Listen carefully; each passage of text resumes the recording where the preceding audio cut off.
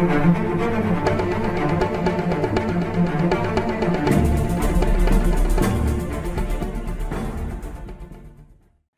بيكم في فيديو جديد في سلسلة ال MCU تايم لاين اللي بنتكلم عليها بقالنا فترة. احنا كل ده لسه في فيز 2، واللي مش عارف ايه هي الفيزز بتاعت مارفل سينماتيك يونيفرس او ال MCU تقدر انك تعرفها من خلال الفيديو اللي هيظهر فوق على اليمين. النهارده هنتكلم عن فيلم افنجرز ايج اوف اولترون، وده الفيلم الرابع في الفيز 2، وده كمان الفيلم التاني في سلسلة افلام ذا افنجرز كلها. فيلم افنجرز ايج اوف اولترون الصراحة ما خدش حقه خالص. اولترون في الكوميكس هو من افضل المين فيلنز اللي موجودين في الساحة، بس زي ما قلت قبل كده اننا هنتكلم بس عن احداث الافلام بس. الفيلم بيبدأ بعد أحداث فيلم كابتن أمريكا ذا وينتر سولجر، وزي ما شفنا إن نيك فيوري قرر إنه يروح أوروبا الشرقية علشان يشوف آخر مختبر لهايدرا، وفعلا بيكتشفوا وبيروحوا الأفينجرز كلهم لبلد اسمها سوكوفيا، وبيهجموا على المختبر اللي كان فيه فون ستراكر زي ما شفنا بيعمل تجارب على ناس من خلال السبتر بتاع لوكي. وكانوا الاتنين المتطوعين التوينز اللي هم بيترو وواندا ماكسيموف، بيترو اللي عنده قوة السرعة واخته اللي عندها تيليكينيسيس او انها تقدر انها تحرك الحاجات بدماغها، والاتنين دول كانوا الوحيدين اللي قدروا انهم يعيشوا من التجارب اللي كان بيعملها فون ستراكر على الناس. ستارك بيقدر انه يلاقي السبتر في المختبر ده، وقبل لما بيمسك السبتر واندا بتستخدم قوتها انها تأثر على ستارك بيبدأ انه يشوف قدامه زي رؤية ان كل الافينجرز ماتوا بسببه، وكمان بيلاقي درع كابتن امريكا مكسور، وعشان كده واندا بتسيبه ياخد السبتر لانها عرفت ان نهاية الافينجرز هتبقى على ايد توني ستارك. الافينجرز بعد كده بيقبضوا على فون ستراكر والتوينز بيهربوا. لما بيرجعوا الافينجرز تاور بالسبتر، بروس بانر وتوني ستارك بيبداوا انهم يدرسوا السبتر بتاع لوكي، وده بيوصلهم ان السبتر ليه خلايا عصبيه، وده بسبب الحجر اللي جوه السبتر، وده لو عرفوا انهم يستخدموه هيقدروا انهم يعملوا ذكاء صناعي ويقدروا انهم يستخدموه في برنامج توني ستارك اللي اسمه أولترون. وده كان برنامج مصمم علشان يقدر انه يشتغل بطريقة مستقلة، ويبقى بسبب البرنامج ده يحل السلام على كوكب الارض من خلال سوت اوف ارمرز اسمها ايرون ليجن بدون تدخل اي انسان. بعد كام يوم بيبدأ أولترون انه يشتغل، بس لما بيلاقي نفسه انه ملوش جسم بيبدأ انه يتكلم مع الذكاء الصناعي التاني اللي اسمه جارفيس بتاع توني ستارك، وبيقول له انا مين. فجارفيس بيشرح له هو ايه، بس بيبدا أولترون انه يقول ازاي انا اصلا برنامج للسلام للبشر، والبشر عاملين كل الخراب ده، وبيبدا انه يهاجم جارفيس وبيدمره، وبيبدا كمان انه يسيطر على بدل من الايرون ليجنز، وبيهاجم الافينجرز اللي كانوا عاملين حفله علشان انتصارهم اللي عملوه. الافينجرز بيقدروا انهم يصدوا أولترون والايرون ليجنز، بس أولترون بيقول لهم انه بقى موجود علشان حاجة واحدة بس، وهي انه يقضي على الافينجرز. أولترون كمان بيقدر انه يخلي سوت من الايرون ليجن انها تسرق السبتر، وبيروح للبيز بتاعة هايدرا اللي كانت في سوكوفيا، وهناك أولترون بيبدأ انه يستخدم تكنولوجيا هايدرا علشان يبدأ يعمل جيش من الروبوتس عشان يبقوا تحت قيادته. طبعا الافينجرز بيواجهوا توني ستارك ازاي يعمل كده من غير ما ياخد رايهم، بس توني ستارك قال لهم ان احنا الافينجرز واننا هنقدر نصد اي خطر يهجم على الارض. بيبدا أولترون انه يقتل فون ستراكر علشان يقول له على مكان الفايبرينيوم، والفايبرينيوم ده هو اقوى معدن على وجه الارض، وهو كان محتاج الفايبرينيوم لانه هيخليه قوي، وكمان علشان كان عايز يستدرج الافينجرز. كمان أولترون بيبدا انه يقابل التوينز اللي كان عندهم طار مع توني ستارك، لان كان في صاروخ مكتوب عليه ستارك اندستري قتل عيلتهم.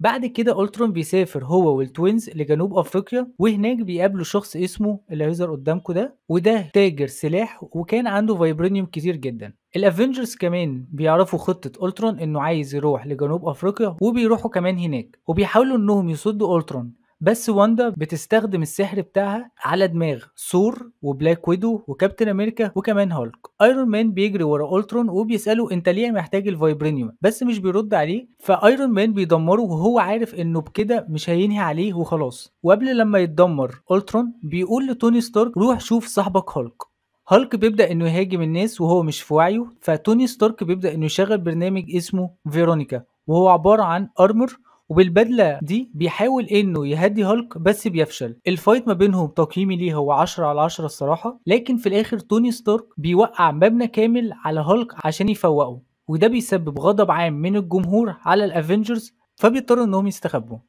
بيروحوا لبيت هوكاي علشان يستخبوا اللي طلع متجوز وعنده أطفال. ثور بيبدأ إنه يروح يقابل دكتور إريك سيلفيج علشان يشوف الرؤية اللي شافها خلال السحر اللي عملته واندا على دماغه. نيك فيوري بيوصل لبيت هوكاي وبيشجع الافنجرز انهم لازم يتحدوا علشان يدمروا اولترون. لما بيعملوا مع بعض برين ستورمينج، بانر بيستنتج ان اولترون علشان يعيش لازم يطور من نفسه، واولترون هيعمل لنفسه جسم تاني معمول من انسجة صناعية، وده من خلال حاجة اسمها ريجنريشن كريدل. دكتور هيلين شو هي اللي كانت صممته.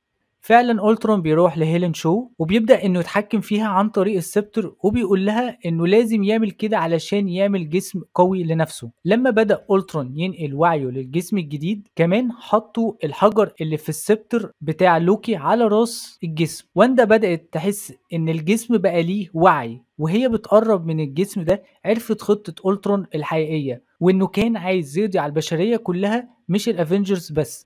فواندا بتشيل التعويذة اللي على هيلين شو وبتهرب هي واخوها. الافنجرز بيوصلوا للمختبر ده وبيقدروا انهم يسرقوا من أولترون الكريدل وبيودوه للافنجرز تاور، وقدامها أولترون بيخطف بلاك ويدو.